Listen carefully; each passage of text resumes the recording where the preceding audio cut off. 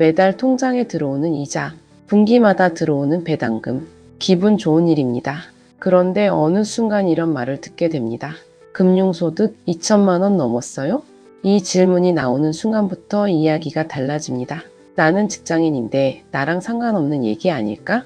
이렇게 생각하신 분들, 오늘 이 영상은 바로 그런 분들을 위한 이야기입니다. 고금리가 이어지면서 예금 이자가 늘었습니다. 배당 투자에 나선 분들도 크게 늘었습니다.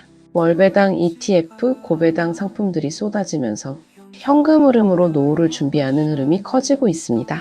그 결과 예전에는 일부 자산가들의 이야기로만 여겨졌던 금융소득 종합과세가 이제는 중산층 투자자들에게도 가까워지고 있습니다.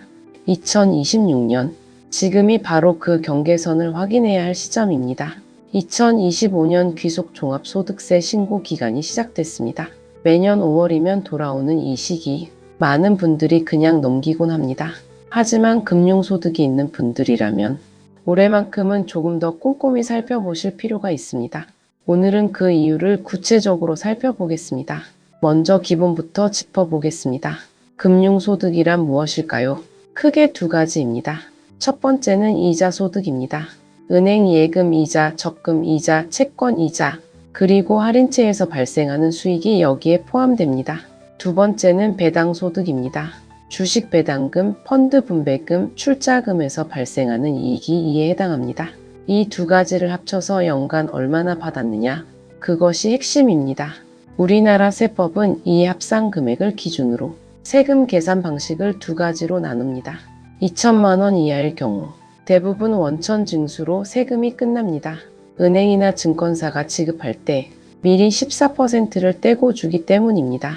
형식적으로는 종합과세이지만 사실상 분리과세와 같은 효과입니다. 별도로 신고하거나 추가 납부할 일이 많지 않습니다. 그런데 2천만 원을 초과하는 순간 이야기가 전혀 달라집니다. 초과한 금액이 다른 소득과 합쳐집니다. 근로소득, 사업소득, 임대소득과 함께 종합소득세 구간으로 들어갑니다. 이 지점입니다. 많은 분들이 바로 이 부분을 놓칩니다. 예를 들어 보겠습니다. 금융소득이 2,500만 원이라고 가정하겠습니다. 2,500만 원 전체가 추가 과세되는 것이 아닙니다. 2천만 원을 초과한 500만 원이 종합소득에 합산됩니다. 이 500만 원이 다른 소득 규모에 따라 적용 세율이 달라집니다. 직장인이라면 근로소득이 있습니다. 이미 상당한 세율이 적용되고 있을 수 있습니다. 여기에 금융소득 초과분이 더해지면 세율이 더 높은 구간으로 올라갈 수 있습니다. 반면 소득이 적은 분이라면 영향이 상대적으로 작을 수 있습니다.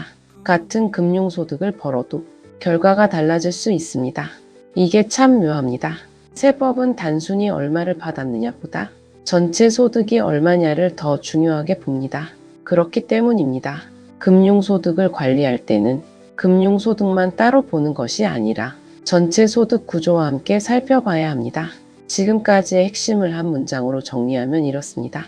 금융소득 2천만 원은 소득의 크기가 아니라 세금 계산 방식이 완전히 바뀌는 경계선입니다. 그런데 여기서 끝까지 보셔야 할 이유가 하나 있습니다. 2천만 원이라는 기준, 생각보다 훨씬 빠르게 가까워지고 있다는 사실입니다. 많은 분들이 이렇게 생각합니다. 배당금이 한 달에 100만 원도 안 되는데 나는 아직 멀었겠지. 여기서 헷갈린 분들 많습니다. 문제는 이게 아닙니다. 모두가 놓친 진짜 포인트는 따로 있습니다. 배당금만 계산하는 것입니다. 그런데 금융소득 종합과세 기준은 이자와 배당을 모두 합친 금액입니다. 은행 예금 이자도 포함됩니다. 적금 이자도 포함됩니다. 채권 이자도 포함됩니다. 배당 ETF 분배금도 포함됩니다. 별도로 관리하고 있다고 생각했는데 합쳐보면 생각보다 빠르게 2천만 원에 가까워질 수 있습니다. 예를 들어 보겠습니다. 연 3% 금리 예금에 3억 원이 있다면 이자만으로 900만 원이 발생합니다. 여기에 고배당주나 배당 ETF에서 연간 1,000만 원 이상의 분배금을 받는 분이라면 합산 금액이 2천만 원에 근접하거나 넘어서게 됩니다. 이것이 지금 현실에서 벌어지고 있는 일입니다.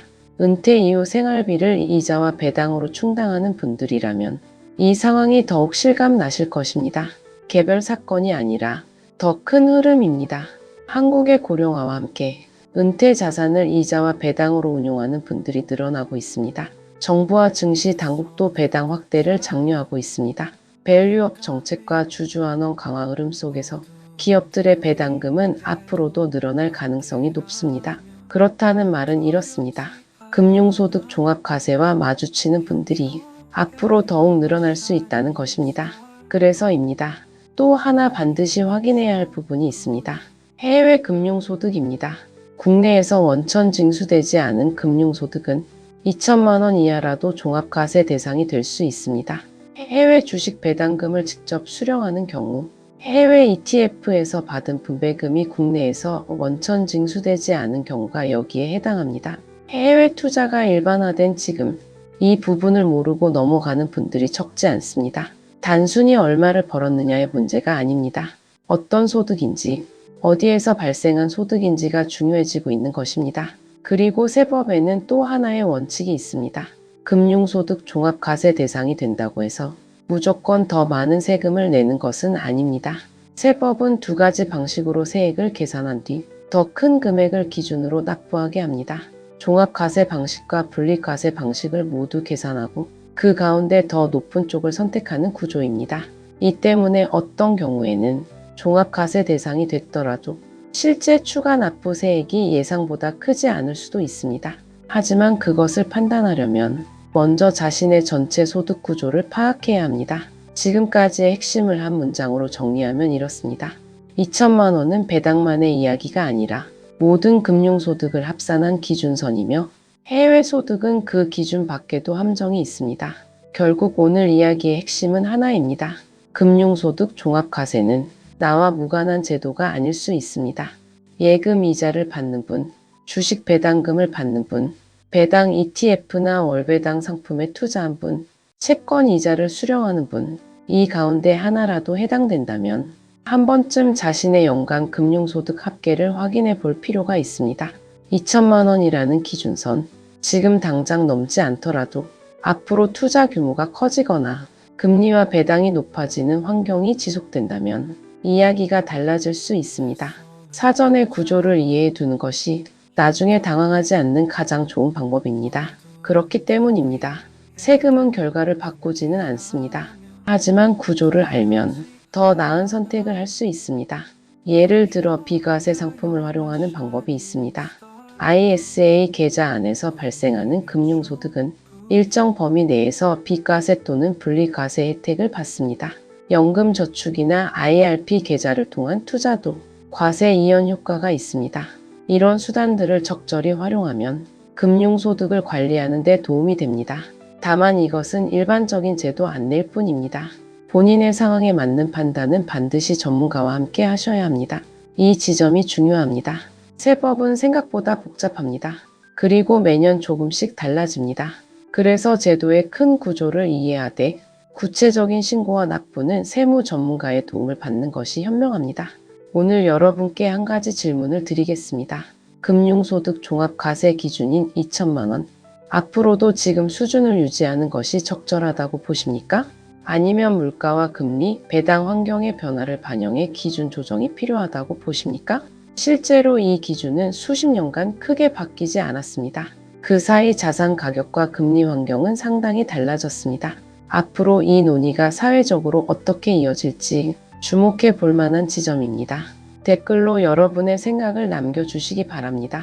다음 영상에서는 최근 투자자들의 관심이 높아진 배당 ETF와 월배당 상품, 그리고 세금까지 고려한 현금 흐름 관리 전략에 대해 함께 살펴보겠습니다. 구독과 좋아요는 한 번 더 생각해 보게 만드는 힘이 됩니다. 오늘도 행복한 하루 되세요. 감사합니다.